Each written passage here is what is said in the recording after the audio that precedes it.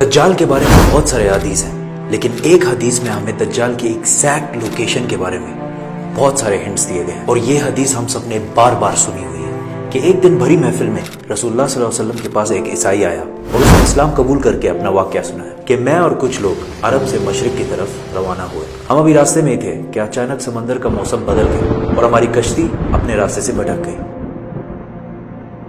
ایک مہینہ ادھر ادھر بھٹکنے کے بعد سمندر نے آخر کار ہماری کشتی کو ایک جزیرے کے پاس لا کھڑا کیا۔ بڑی کشتی ڈاک کر کے ہم چھوٹی کشتیوں کے ذریعے اس جزیرے پہ پہنچے، اور وہاں ہماری ملاقات ایک عجیب قسم کے مخلوق سے جو بالکل کالا اور جسم پر بہت زیادہ بال تھے اس کے، اور اس نے اپنا نام جساسہ بتایا۔ ہم نے اس سے پوچھا تم کیا چیز ہو، کیا مخلوق ہو؟ اس نے بولا مجھے چھوڑو، وہ ادھر ایک مندر ہے، ادھر جاؤ، وہاں ایک شخص تمہارا بہت شدت سے انتظار کر رہا ہے۔ اندر ہم نے ایک شخص کو زنجیر میں بندھا ہوا دیکھا اور اس نے ہم سے 3 سوال پوچھے کہ مجھے بیسان کے درختوں کے بارے میں بتاؤ، کیا اس میں کوئی فروٹ پھل وغیرہ ہے؟ ہم نے کہا بالکل، وہاں بہت فروٹس پھل وغیرہ ہے۔ اس نے کہا بہت جلد وہاں کچھ بھی نہیں ہوگا۔ پھر اس نے پوچھا مجھے لیک آف تبریہ کے بارے میں بتاؤ، کیا اس میں پانی ہے یا نہیں ہے؟ ہم نے کہا وہاں پہ بہت پانی پڑا ہوا۔ اس نے کہا بہت جلد یہ بھی خشک ہو جائے گا۔ اور پھر اس نے کہا مجھے اس امی پیغمبر کے بارے میں بتاؤ، کیا کیا ہے اس نے ابھی تک؟ ہم نے بتایا کہ وہ مکہ سے نکل کر مدینہ میں آباد ہو چکا ہے۔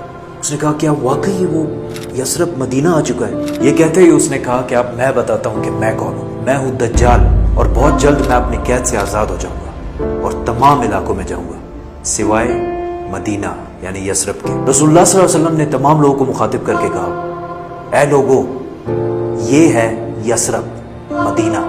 تمیم الداری جو کہہ رہا ہے مجھے اس میں سچائی نظر آ رہی ہے۔ یاد رکھو دجال شام کے سمندر میں ہے اور نہ یمن کے سمندر میں۔ اور اپنے ہاتھ سے مشرق کی طرف اشارہ کر کے کہا دجال مشرق میں ہے، دجال مشرق میں ہے، دجال مشرق میں ہے۔ اب سمپل سی بات ہے، ایز وی نو کہ مشرق کی طرف سفر کے بعد ان کی کشتی ایک جزیرے پہ رکی تھی۔ So let's just find out all the islands east of مدینہ۔ مدینہ کے ایسٹ میں there's the famous Arabian Sea، اور اس میں مینلی 4 جزیرے پائے جاتے ہیں: Lakshadweep island in India, Socotra island in Yemen, Masirah island in Oman, and Astola in Pakistan. حدیث میں کلیئرلی فرمایا گیا ہے کہ دجال یمن کے سمندر میں نہیں ہوگا، تو یہ 2 آئلینڈز تو نکل گئے۔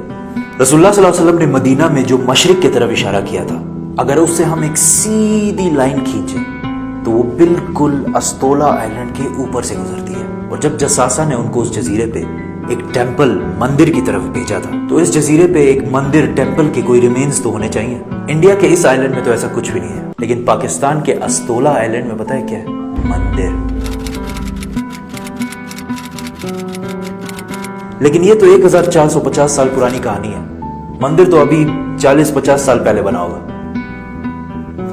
2000 سال پرانا مندر، اور مندر بھی کس کا؟ کالی ماتا، ہندوؤں کی سب سے خطرناک اور خوفناک گاڈس، دیوی، جو دکھنے میں بہت خوفناک اور جس کے جسم پر بھی بہت زیادہ بال ہیں۔ کچھ یاد آیا؟ جساسہ۔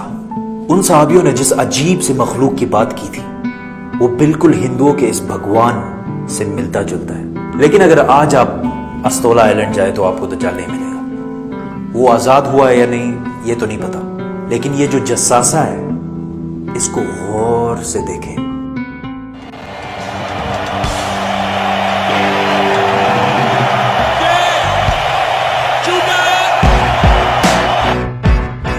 نائنٹین 70 کے امریکن میوزک انڈسٹری کے سب سے بڑے بینڈز میں سے ایک بینڈ رولنگ سٹونز ہے۔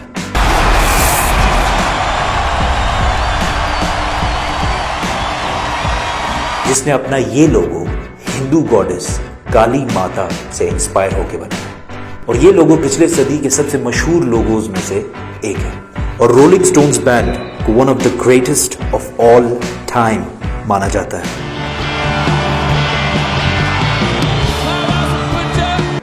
ون وے اور دی ادر، دجال کے جزیرے والے جساسہ کا پوری دنیا کے میوزک انڈسٹری اور فلم انڈسٹری کو شیپ کرنے میں بہت بڑا ہاتھ ہے۔ کوئنسیڈنس؟ اور maybe not.